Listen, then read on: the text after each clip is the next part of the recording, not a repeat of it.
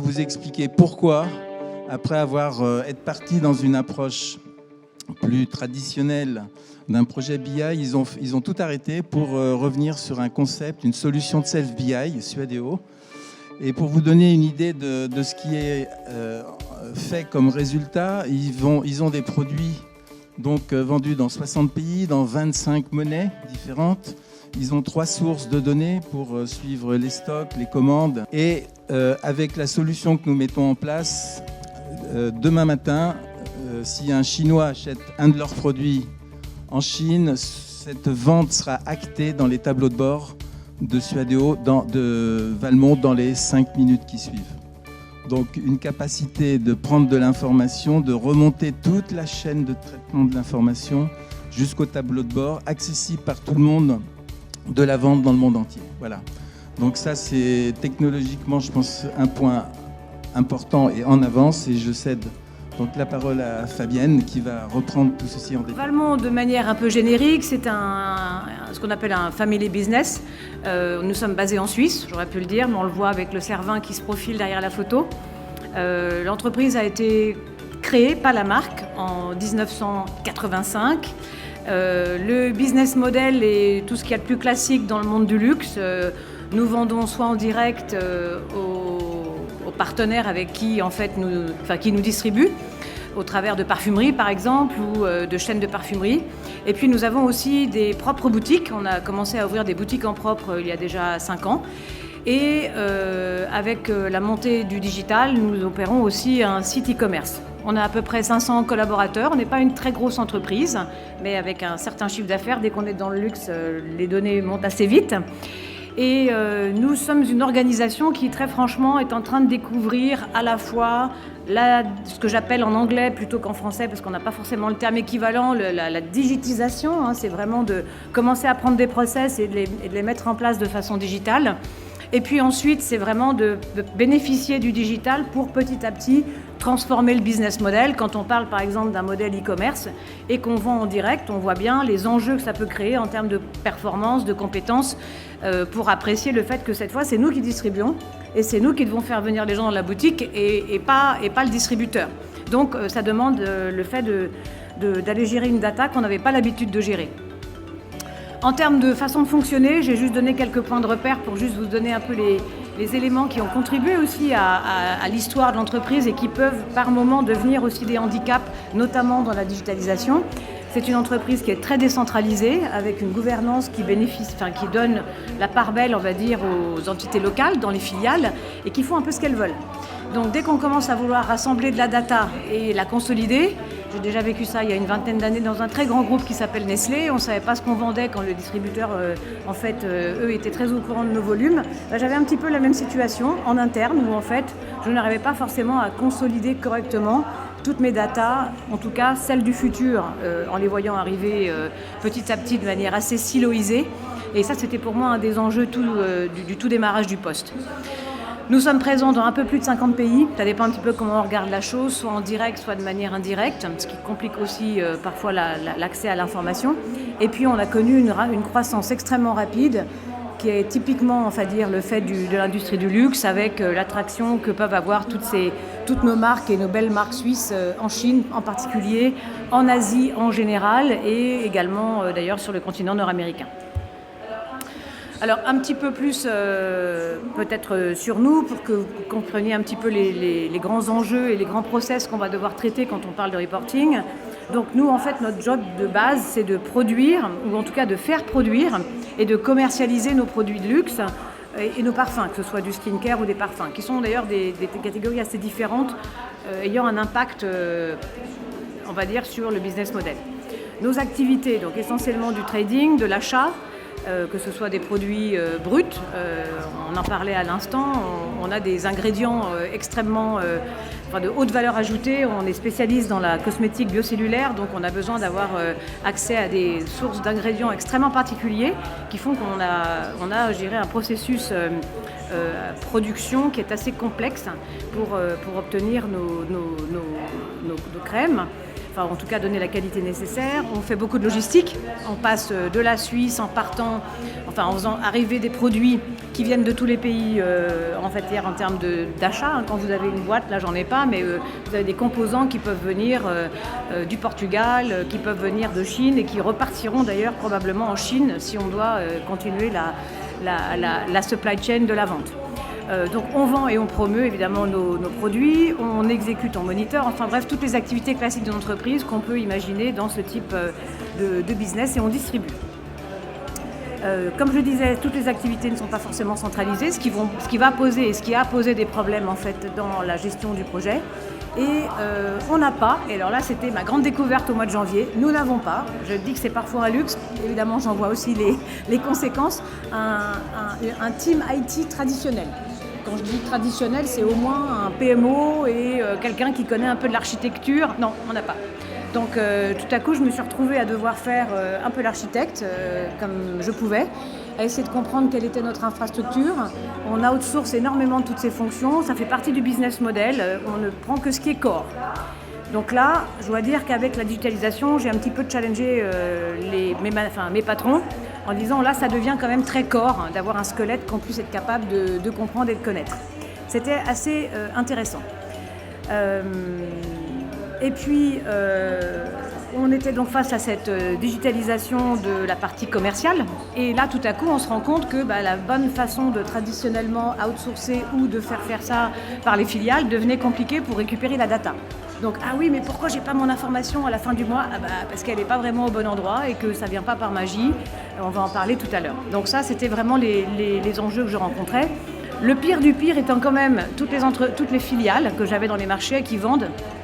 Je vous donne un petit peu d'anecdote pour vous dire l'état de désespoir de mes équipes qui me disaient « Mais tu comprends, le problème, c'est qu'on a des vendeuses dans les marchés, mais en fait, elles ne savent pas ce qu'elles vendent parce que pour accéder à l'information, je vous parle de Beauty Advisor, il faut qu'elles fassent des pivot tables dans Excel. » Je fais « Oh merde, on est mal parti. » Donc là, ça ne va pas vraiment le faire. Et j'aurais dit, mais vous êtes sûr, des pivot tables, il n'y a pas quelqu'un qui peut vous faire un rapport bien juste carré, juste un envoi d'email. Ah non, ça non, en fait, on n'arrive pas parce que j'ai une filiale qui sait le faire, l'autre qui ne sait pas. Enfin bref, un bazar intégral. Je fais, ok, mais vous avez fait quoi en reporting jusque-là ? Et là, on me sort le mot magique, Power BI. Je fais, ah, ok. Et alors, on en est où dans ce projet ? Et là, on a vaguement fait les ventes, mais le mec qui l'a fait, en fait, il est parti parce qu'il faisait son PhD, puis en fait, on n'a plus de Power BI. Ah, je fais bon, ok. Donc voilà, en gros, mon cahier des charges au mois de janvier de cette année, quand le Covid dramatisait tout le monde, moi, c'était pas le Covid, c'était le reporting. Donc je me suis dit, comment je fais avec cette histoire ? Parce que tout le monde était un peu stressé sur le fait de ne pas voir les ventes 6 mois de plus, voire une année de plus. Donc voilà, on est parlé largement, on était dans cette vraie phase d'accélération, tout à coup on voyait nos ventes monter, alors je vous passe tous les détails sur les autres aspects de l'intégration du site e-commerce avec la logistique, enfin bref, où sont les datas. On n'a pas vraiment, on va dire, on a une workforce qui est de plus en plus digital friendly, mais qui est quand même encore un peu au démarrage de son expérience, qui malgré tout se dit « mais pourquoi moi j'ai pas toute cette information puisqu'il suffit que je clique sur une application et ça me donne tout. Pourquoi nous on n'a pas ça ?» On n'a pas ça parce qu'on ne l'a pas fait. Et que tout de suite quand on le demande c'est pas si simple. Et ensuite évidemment la pression du business qui fait qu'on se retrouve de plus en plus à devoir manipuler de l'information sans pour autant avoir construit la programmatique, comme j'ose l'exprimer, pour le faire. Donc en fait, beaucoup de sous-traitance de l'information chez nous. C'est-à-dire que pour une personne qui veut une information, il fallait remonter jusqu'à 5-6 niveaux, ce qui était évidemment hyper long, hyper complexe. Et entre le moment où la personne a posé la question et le moment où la personne répond à la question, en fait, vous répondez pas vous n'êtes pas sur le même problème. Donc ça aussi, parce que chacun réinvente le problème de l'autre. Donc du coup, c'est une sorte de cacophonie permanente. Donc nos objectifs, dans un premier temps, pour moi, c'était, au-delà du fait de fix quickly the problem, et on va en parler, c'était de construire en fait notre couche de reporting de manière à faciliter tous les stakeholders de l'entreprise, qu'ils soient, je dirais, au niveau, je ne sais pas du tout un jugement de valeur, mais plus bas dans l'organisation, c'est-à-dire ceux qui sont en contact avec le client, qui ont aussi besoin d'avoir des informations, le CRM, etc., jusqu'au management et au top management, d'une façon fluide et qui ne me provoque pas tous les matins les mêmes questions. Le chiffre n'est pas bon, le chiffre n'est pas là, je ne sais pas où est la data, j'ai 15 rapports papier, je me les trimballe dans des mallettes qui pèsent plus lourd en fait, que les lingots d'or de Suisse aujourd'hui, enfin, etc. Éviter le plus possible ce que je voyais arriver dans le Power BI Project, dont j'ai pu faire un petit peu l'anamnèse, comme on dit en médecine, la siloisation de la data, c'est-à-dire que moi j'ai mon bout, mais toi t'as pas le tien. C'est mieux comme ça, parce que vivons cachés, vivons heureux. Donc là, c'était aussi un vrai enjeu de pouvoir partager petit à petit toute cette information. Et celle qui est... En fait, mon vrai problème, pour être très honnête, c'était pas celle qui était là, c'était celle qui allait arriver. C'était ça, en fait, mon vrai problème. C'était de se dire, comment est-ce que je vais pouvoir, demain, non pas construire la solution d'aujourd'hui, maintenant, mais celle qui va me permettre de durer dans le futur. Et justement parce que la digitalisation force cette réflexion, c'est-à-dire que la personne qui est aux commandes de l'e-commerce, elle a besoin d'avoir une vue sur tous les aspects du business, aussi autant la logistique que la partie achat. Si on lui coupe cette information, elle devient complètement incapable de fonctionner. Et puis, donner évidemment au end-user le maximum d'autonomie en misant sur les compétences. Je sais que c'est dur de transformer peut-être une beauty advisor en Excel spécialiste, mais on peut quand même lui donner un outil qui soit plus accessible qu'un bon vieux rapport papier qu'on transmet par éventuellement un courrier régulier. Donc, qu'est-ce qui était en jeu pour nous ? Évidemment, la dimension compétence, c'est un challenge de faire une conf ici avec le boucan, c'est incroyable. Les niveaux de compétences qui étaient chez nous très variables en fonction des personnes. Alors bon, mon DAF a pu vite rentrer dans le projet, mais d'autres personnes, c'était beaucoup plus compliqué. Et le manque général, je dirais, de compréhension des systèmes d'information, ce que j'ai déjà croisé plusieurs fois. Il y a énormément d'enjeux par rapport à ça. Quand on parle de transfo digital, on parle surtout de décalage générationnel parfois, compétentiel surtout, sur la compréhension de comment ça marche finalement un système d'information qu'on a souvent laissé à l'IT en se disant on ne veut pas comprendre. Mais quand on commence à rentrer dans cette phase qui est maintenant critique de la gestion de la data, il faut commencer à comprendre. Parce que la supply chain de la data devient critique dans ses propres opérations. Il faut mettre très vite ça à l'agenda. Donc justement, parlant de ça, la problématique de la gouvernance de la data et de la complexité, à la fois de la data elle-même et de la gouvernance. Donc quand on gère une gouvernance d'entreprise qui a pour objectif de décentraliser, comment rester décentralisé, agile et en même temps conserver quand même le pouvoir de l'information qui peut servir à des shareholders en particulier. Comment est-ce qu'on documente des choses aussi simples, les business rules, dans quoi, comment, qui comprend en fait l'information. Et puis je donne un exemple comme ça, quand on se gère en fait dans un projet comme ça, tout à coup 25 currencies, en fait on ne le gérait pas avant, mais tout à coup on se dit oh bah on pourrait l'avoir dans la seconde, le rapport en 25 currencies automatique. Oui, on pourrait. Ça devient une sorte de un peu systématisme en fait. Et là, il faut manipuler le fait de vouloir embarquer tout le monde et en même temps pouvoir délivrer à la vitesse à laquelle le business espère obtenir l'info. On a parlé de la complexité de notre structure, donc on avait des sources d'informations multiples, on verra, on était autant dans du D365 que dans du flat file, donc on avait besoin d'intermêler, on va dire, toutes ces sources d'informations. Une équipe qui était habituée à du SQL, qui allait taper en direct dans le RP, en priant peut-être même pas, parce qu'ils n'étaient pas conscients des risques qu'on pouvait prendre en faisant ça. Donc les grands risques étant ceux qu'on connaît, c'est-à-dire de mettre à plat le système. Donc tout à coup, ça devenait aussi mais pourquoi on ne fait plus comme avant ? Pourquoi on n'est plus comme une petite start-up ? En fait, on a grandi très vite et tout ce qui était possible en tant que start-up devenait beaucoup moins possible en tant que déjà mid-size enterprise. Et je pense que ils ont pris du retard, clairement. Et puis l'impatience de l'équipe, parce qu'on n'en pouvait plus de faire des quick fix et que tout le monde se disait mais c'est pas possible, entre guillemets, qu'est-ce qui fiche au siège, donc les filiales qui se disaient mais est-ce qu'ils vont se réveiller ou pas en Suisse ou est-ce qu'ils sont vraiment dans le confinement du Covid ? Et évidemment, on le veut tout de suite, parce que là, moi, j'avais atteint le bout du bout, c'est-à-dire qu'on avait eu quelques problèmes d'IT pendant l'année, le Covid, c'est-à-dire qu'on avait poussé les limites de l'impatience en essayant de mettre des rustines avec ces projets SQL qui ont merdé, pardonnez-moi l'expression, ensuite Power BI, et j'en rajoutais un autre, et en fait, il ne se passait rien. Alors là, c'est là où j'étais, bon ça c'est tout typiquement chez nous, mais je l'ai vu ailleurs, hein, c'est que l'informatique et tout ça, c'est un petit peu comme la fée électricité.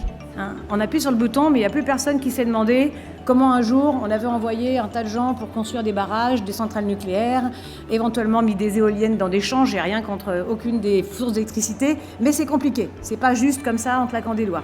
Donc c'était un petit peu l'enjeu global de culture, j'en parle parce que c'est souvent un des problèmes quand on fait avancer ces projets. Alors, mes decision drivers, d'abord, je me suis dit, bon, c'est pas possible de continuer à faire comme on a fait. Il y a bien une solution qui existe sur le marché. Bon, j'avais évidemment déjà entendu parler de Suadeo. C'était pas complètement new to my mind. Et c'était pour moi une super chance de pouvoir être à la fois décisionnaire, comprendre en fait les différents aspects du process et d'amener une solution finalement à un problème. Donc au bout du compte, c'était pour moi vraiment la solution idéale de façon à pouvoir aller vite sans tout réinventer toutes les couches. De pouvoir fixer ce problème à la fois de gestion de la gouvernance, pas simplement de la visualisation.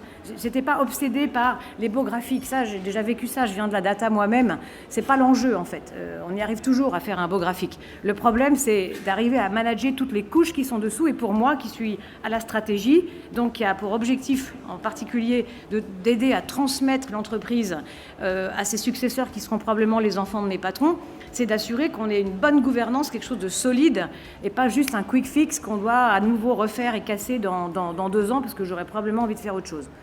Et puis, donc, établir cette fondation qui me permette aussi d'embrasser tout ce qui concerne toutes les sources de data qui sont en train d'arriver. Hein. Chaque fois que j'arrive le matin, aujourd'hui, j'ai un nouveau software pour faire un truc sur mon stack digital marketing, et il y a de nouveau des data qui sont créées et qui doivent être interconnectées, reliées, etc. Et je dis, mais vous mettez ça où, les gars sur Excel? Et donc, on réinvente de l'Excel, et donc on réinvente de la siloisation, et éventuellement même tout un tas de problèmes, parce qu'en fait, Excel, ça marche bien, mais pas pour tout.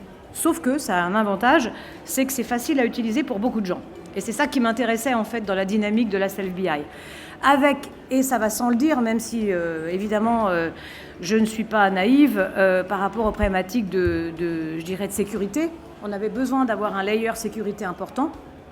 On est dans une entreprise familiale, on a beau être en Suisse, on cherche quand même à se protéger. On voulait donc s'assurer d'avoir un outil qui nous permette de gérer cela de manière confiante. On a nous aussi vécu nos problèmes cyber, comme beaucoup d'entreprises, ou peut-être pas encore celles qui ont malheureusement vécu ça. Donc c'était un enjeu clé pour nous. De même que l'aide sur tout ce qui est compréhension de la gouvernance de la data, en amenant de la flexibilité au business.